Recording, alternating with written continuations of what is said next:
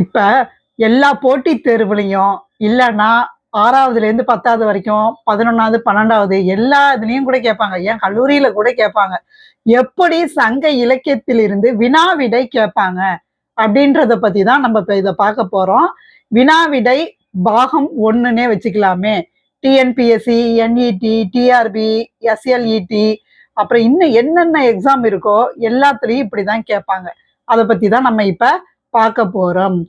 அதுக்கு முன்னாடி நம்ம சேனலை சப்ஸ்கிரைப் பண்ணாதவங்க எல்லாரும் சப்ஸ்கிரைப் பண்ணீங்க, பெல் ஐக்கானையும் கிளிக் பண்ணீங்க, நான் போடக்கூடிய வீடியோவை ஷேர் பண்ணுங்க. அப்புறம் சும்மா இருக்கட்டுமேனு ஒரு லைக்கையும் தட்டிட்டு போங்க. 2000 ஆண்டுகளுக்கு முன்பு வாழ்ந்த தமிழர்களின் வாழ்க்கை முறை, பண்பாடு மற்றும் கலைத்திறனை பறைசாற்றும் இலக்கியம் டேஷ் என்னது? சங்க இலக்கியம் அப்படின்னு சொல்றாங்க. அதுதான் முதல்ல தமிழ்ல தோன்றிய இலக்கியம். 2, சங்கம் வைத்து தமிழ் வளர்த்த பெருமைக்குரிய இக்காலத்தை டேஷ் என்று அழைப்பர்.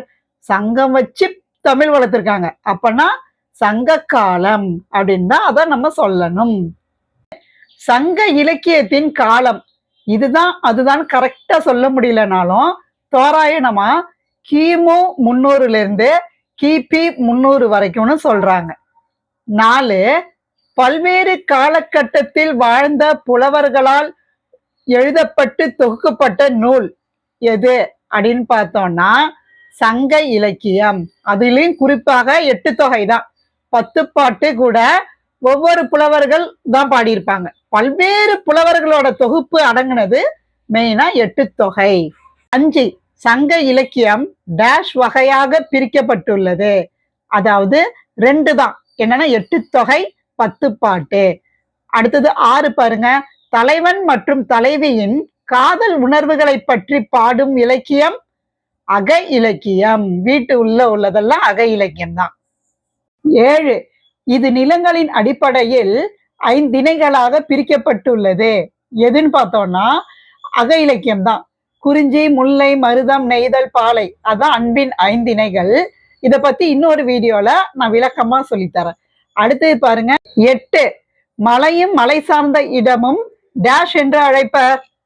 குறிஞ்சி, அதான் மலை, குறிஞ்சி. இதுக்கும் நான் சிறிய எடுத்துக்காட்டு சொல்றேன் இன்னொரு வீடியோல. 9, காடும் காடு சார்ந்த இடமும் டேஷ் என்று அழைப்பர். முல்லை. இதுக்கு ஆன்சர் காடுனா முல்லை. காடு முல்லைக்காடா இருக்குன்னு ஞாபகம் வச்சுங்க. அடுத்து 10, வயலும் வயல் சார்ந்த இடத்தையும் டேஷ் என்று அழைப்பர். மருதம். 11, கடலும் கடல் சார்ந்த இடமும் இப்படி டேஷ் என்று அழைக்கப்படுகிறது. நெய்தல் அப்படின்னு சொல்லுவாங்க கடலை. 12, மணலும் மணல் சார்ந்த இடமும் டேஷ் என்று அழைக்கப்படுகிறது. பாலை. புணர்தல் என்னும் செயலை குறிக்கும் நிலம் அல்லது பண்பு எப்படி கேட்டாலும் குறிஞ்சி. குறிஞ்சினா நம்ம ஏற்கனவே பார்த்தா மலை. மலையில தான் ஒரு தலைவனோ தலைவியும் அன்பா பாசமா இருப்பாங்க. இப்ப கூட உங்களுக்கு இந்த இது மறக்காம இருக்கணும்னா நிறைய பேர் கல்யாணம் ஆனோன்னா ஒரு மலை பிரதேசத்துக்கு தான் ஹனிமூன் போவாங்க. அதை நீங்க எளிமையா நினப்பு வச்சுக்கலாம். அடுத்தது பாருங்க. தலைவன் தலைவி இருத்தல் பண்பை குறிப்பிடுவது முல்லை. அதாவது தலைவன் தலைவிக்கு முல்லைப்பூ வாங்கி கொடுக்கறதுக்காக இருக்க வச்சிருக்கான்னு நீங்க எல்லாரும் நினப்பு வச்சீங்க. சரியா? அப்படி ஏதாவது ஒரு லிங்க் பண்ணாதான் நமக்கு எளிமையா நினைப்பு இருக்கும். தலைவன் தலைவி இருவருக்கும் இடையே உள்ள ஊடல். ஊடல்னா என்னன்னா சண்டை. எங்க சண்டை போடுறாங்கன்னா வயல்ல. வீட்டுல சண்டை போட்டா எல்லாரும் பார்த்துட்டு தடுத்துருவாங்கன்னு வயல்ல போய் சண்டை போடுறாங்கன்னு ஞாபகம் வச்சுங்க. அப்ப மருதம். அடுத்தது பாருங்க. 16, இரங்கல் என்னும் பண்பை குறிப்பிடுவது என்னது? நெய்தல். எல்லாரும் போய் கடல்ல இறங்கலாம். மலையில ஏறதான் முடியும், காட்டுக்குள்ள பூரதான் முடியும், கடல்ல தான் இறங்க முடியும் அப்படின்னு ஞாபகம் வச்சுங்க. இதுவும் தலைவன் தலைவி பிரிதல் என்னும் துன்பத்தில் வாடுவது. பாலை. எங்கேயாவது ரொம்ப வெயில் அடிச்சு ரொம்ப மணலா இருந்ததுன்னா தலைவனை தலைவியை விட்டுட்டு போயிடுவான். அவனும் நம்ம கூட கஷ்டப்படக்கூடாதுன்னு. இது அந்த காலத்து பொருள்வயின் பிரிவுக்காக சொல்லப்பட்டது. ஓகேவா?